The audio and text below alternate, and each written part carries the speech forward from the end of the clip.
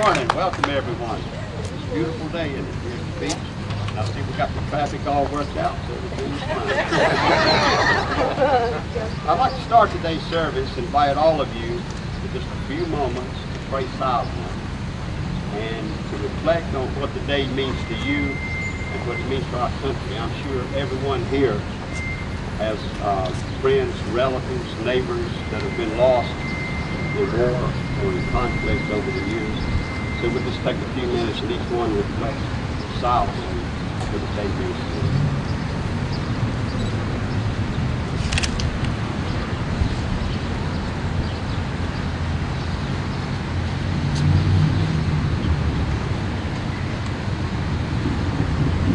Thank you very much.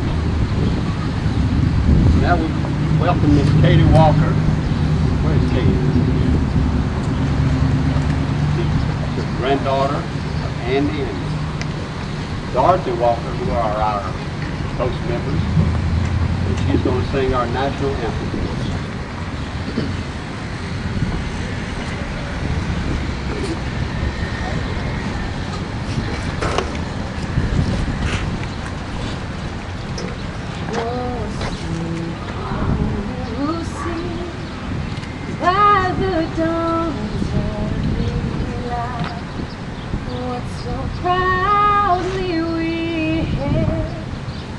The twilight's last gleam, whose broad stripes and bright stars through the perilous fight, o'er the ramparts we watched were so gallantly streamed, and the rockets raked around, the bombs bursting through the night that our flag was still there. Oh, say does that star-spangled banner yet wave o'er the land of the free and the home of the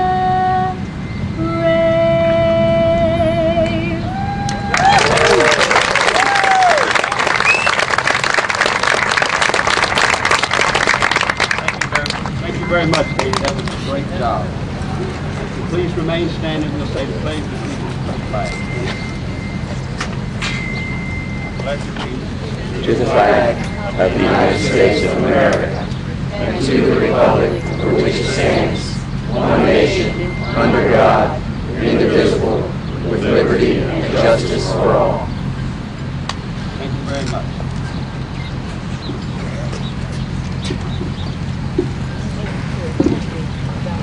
We have as our guest speaker today the Reverend Steve Hall. Many of you know him. Steve began his military service in the United States Navy. He didn't want me to tell what year, so no, that's not true. But anyway, he started out as an enlisted man on an aircraft carrier. He was an aviation bosun man. I'm not sure what they do. On an aircraft carrier, it's supposed to be one of the most dangerous jobs there is in the world.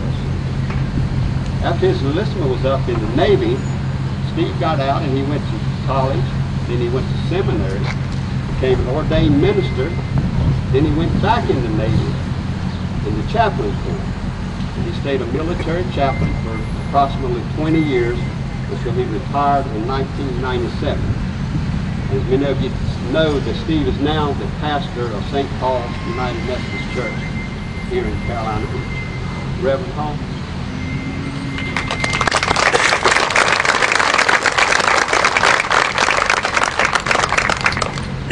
Thank you.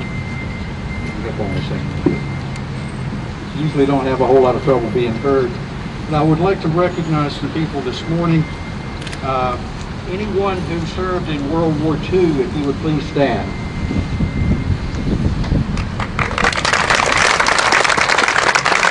Standing the Korean conflict, and those who were there for the war.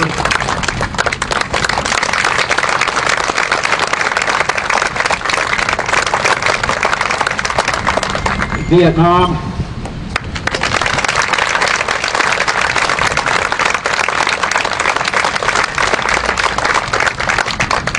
I was in Vietnam in '68 and then went back in the Navy, and there were a few other little skirmishes after that. One of them was Grenada. Is there anyone here from Grenada who did the Grenada invasion? Panama, Lebanon, Gulf War I,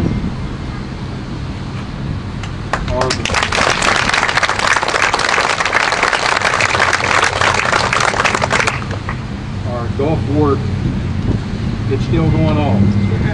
The current conflict in the Middle East to extent. We thank you for your service. Because of your service, we're able to stand here today and thank you, and do it in freedom, without fear. So you can sit down now and enjoy, take your rest.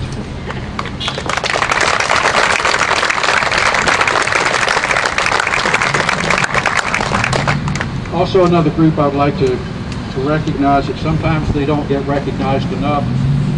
That would be those veterans who, they say won it, but I don't think winning is the proper word, but received the Purple Heart for wounds received in action. If you would please stand.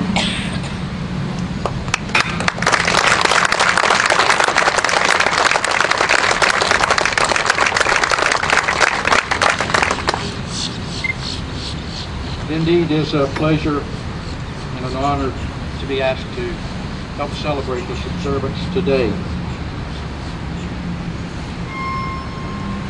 Usually I kind of come off the cuff, but today I have a few prepared remarks, and I'm not sure how close I'll stay to them, but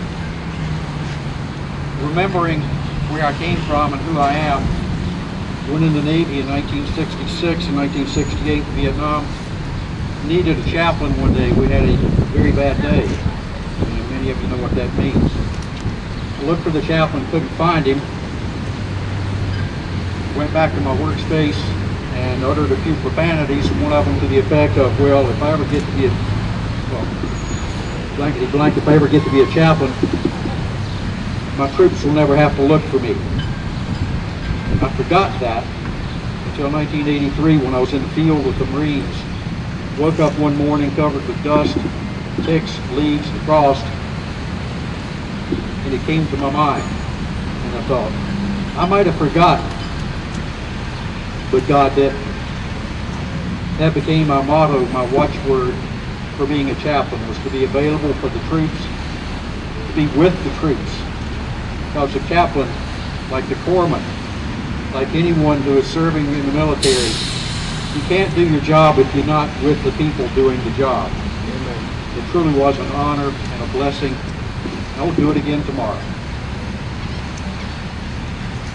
Number 7 of the 8 Beatitudes that Jesus gave us says, "Blessed are the peacemakers, for they shall be called children of God." Unfortunately, there come times when the warriors have to be the peacemakers, because there are people in this world who are belligerent, don't understand what peace means. They want to try and inflict their views on you at the point of a sword. Occasionally it becomes necessary for those who would otherwise rather be on the beach drinking beer, driving their four-wheelers, fishing, going to the mountains, spending time with their families. It becomes necessary for them to take up the sword and stand against those who would take away the rights, the liberties, and the life of others. You are those warriors. And we remember those millions today that took that stand and did not come home. It today invites us to remember the sacrifices of others and just how intricately our lives are interwoven with one another. I read a diary entry from one of my church members, Dove Hager. Dove was on the USS Salt Lake City, World War II. The ship was involved in the invasion of Okinawa. One of the lines in his diary said, "Lost 3 ships today, a heavy cruiser, a destroyer, and a minesweeper." When I read that, I got cold chills.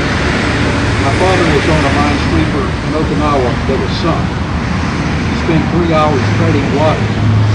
For that, I thank God for the people that picked him up, or I would not be here.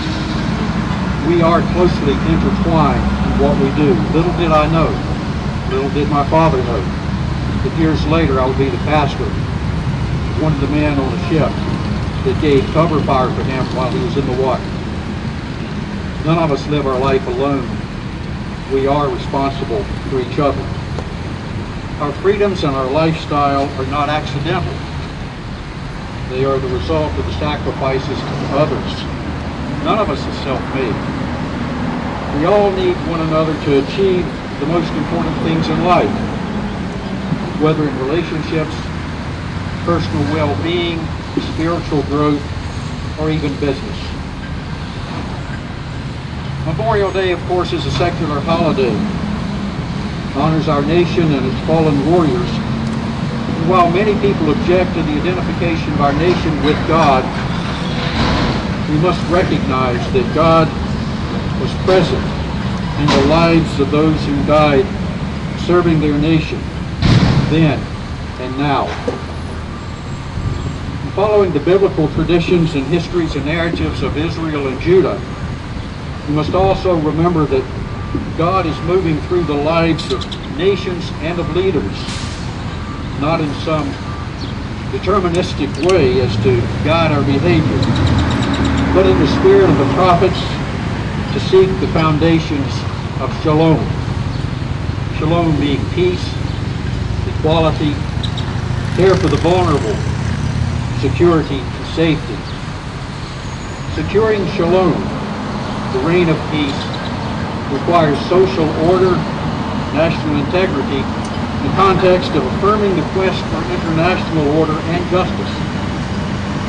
This is not an easy task, as you all know. Romans chapter 5, verses 1 through 5, Paul talks about the struggles that we have in life. In the context of his own sacrifices, the Apostle Paul noted the connection that exists between grace and character, the divine affirmation, and human spiritual growth. Having awakened to God's grace and glory in our lives in the world, we too can boast about our sufferings, knowing that suffering produces endurance, and endurance produces character, and character produces hope. Hope does not disappoint us, because God's love has been poured into our hearts through the Holy Spirit that has been given to us. Paul was not glorifying suffering any more than we do, but asserting that in a grace-filled world, we have all the resources that we need to grow through the challenges of life. Those whom we remember this day were not victims, but they were social architects and builders, artists all, in the transformation of our lives and of the world for the better. On Memorial Day, we remember those who sacrificed their lives for a greater cause than ourselves. But we must also recommit ourselves to sacrificial living, letting go of the ego for the greater good of our families, our church, our community, and our nation. In this time of growing self-interest in the personal as well as the political world, where the greatest good for many people is the lofty goal of paying fewer taxes and making more money, doing exactly what I want with my money and my property. Memorial Day challenges us to balance our life with self-interest and in the interest of the community around us, the larger world community. These warriors that we remember did not die for us to just pay fewer taxes. They did not die for us to make more money or to live individualistically. They died for a dream that still exists but is partly unrealized in America. We're still fighting for it, the dream of life, liberty, and the pursuit of happiness for all people in all communities. to dream of liberty and justice for all, and to secure a place of refuge for the hungry, the persecuted, the oppressed. Living by these values, how we honor those who sacrificed themselves on our behalf. I'd like to close with a poem that has been read through many Memorial Day observances in the beginning, called Remembrance Day. The poppy that we wear, there's someone walking around selling the poppy. I hope you'll take advantage of that. Take the opportunity to purchase one of the poppies right there and support, because that goes far, just remembering. The poem was written by a Canadian lieutenant colonel who was also a physician during World War II. He wrote it the day after his good friend was killed in action. His name was Lieutenant Colonel John McRae. In Flanders fields, the poppies blow between the crosses, row on row, that mark our place. And in the sky, the larks, still gravely singing, fly scarce heard above the guns below. We are the dead. Short days ago we lived, felt dawn, saw sunset glow, loved and were loved, and now we lie in Flanders fields. Take up our quarrel with the foe. To you from failing hands we throw the torch. Be yours to hold it high. If you break faith with us who died, we shall not sleep, though poppies grow in Flanders fields. Thank you.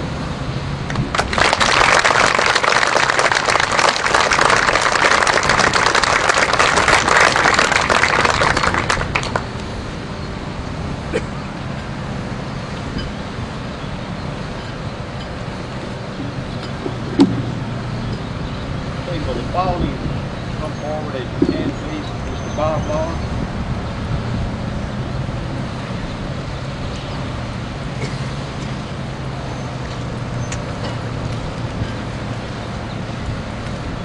Bob Jr.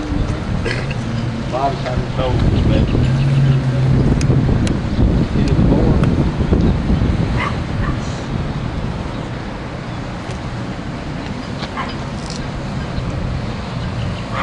Charles Kenyon.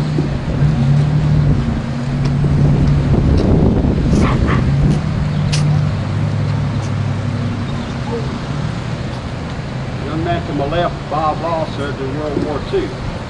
He's a B-17 bomber pilot. Bob Duryea, who's over there, served in the career in the U.S. Army. Is that right, Bob? Kenneth Moore, gentleman in the middle, served in Vietnam from 1969 to 1970. Mr. Charles Kenyon in the U.S. Army from 2004 to 2008. So we have a representative of each war or conflict. Unfortunately, other than World War I, I guess the last remaining survivor of that war died here a few months ago. So what these gentlemen are going to do, along with our post commander, they're going to place a memorial wreath on our Voltage Island here in the lake of Carolina Beach. And that's to honor all the men and women who have made sacrifices and come back from all the wars that the United States has been involved in. Gentlemen.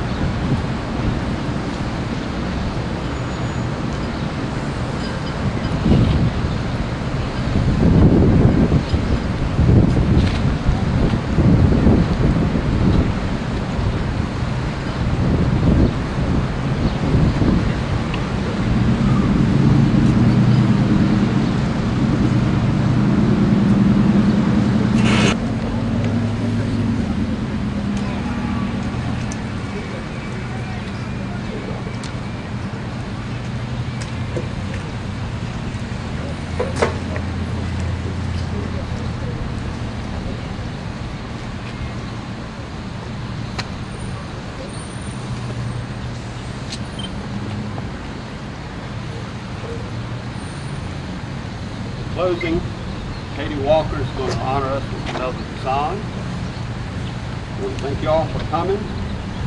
And after this is over, please join us at the Post for lunch. Good old American hot dogs, like tater salad and coleslaw. It'll probably be about 45 minutes before we can break things down here and get set up over there. But if you'd like to go over and have a seat in the air conditioning, please be welcome. Thank you all for coming.